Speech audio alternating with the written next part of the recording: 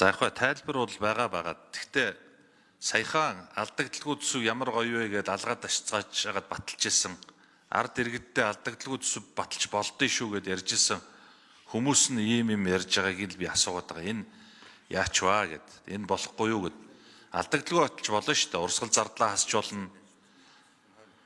Өшөө тэгээд бүтээн байгуулалтууд гээл тэгж जैन. Тэгээд бүтээн байгуулалтууд дээр хамгаалж байгаа юм байгаа мó. Тэгээд тэдэргүү эдгээр хийсэн ингээл нийл муулцгаагаал байгаа. Тэгэхээр эдийн засаг өөр байсан гэд учир сайд хэлж जैन. Эдийн засгийн өсөлт байхгүй болно л гэж. Өнгөрсөн засгийн газрын үед алдагдaltaгүй төсөв батлаад эдийн засгийн тоонуудаа бүр тодтол хийхээрчгүй хэмжээнд байлгаж лээсэн. Тийм ч муу байгаагүй. Тийм муу тоонууд өгөөгүй, үлдээгээгүй. Тэгэхээр нэг өнгөрсөн рүүгээ ингээд байгаад нь би одоо ямар ялгаа байгаа юм бэ л гэж асуух зорилготой энэ асуултыг асуусан юм аа. За Жавхлан сайд хариулт өгье. За Дуун сайдын асуулт мөргөжлүүлж ярьлаа. Аж үйлдвэрийн төсвийн яам ягаад бага төсөвтэй юм бэ гэд. За манай эдийн засгийн гол одоо бүүст болдог хоёр яам байгаа. Манай уламжилт бүтц буюу хүнс үдэ аж ахуйн хөнгөн үйлдвэрийн яам. За манай мэдээж одоо Эрдэс баялагын яам.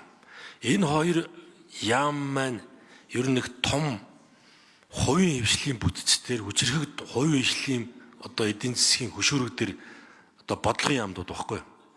Ялангуяа аж үйлдвэр Эрдэс баялагын яам маань энэ нэрнийхээ дагуу үйлдвэр эрхлэх, аж ахуй эрхлэх, бизнес эрхлэх яам бол биш. Зөвхөн бодлогын яам.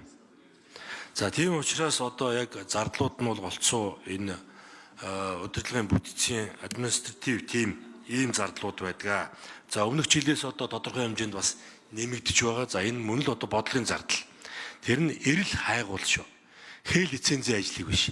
Эрлийн төвшөнд хийх ийм зардлуудыг одоо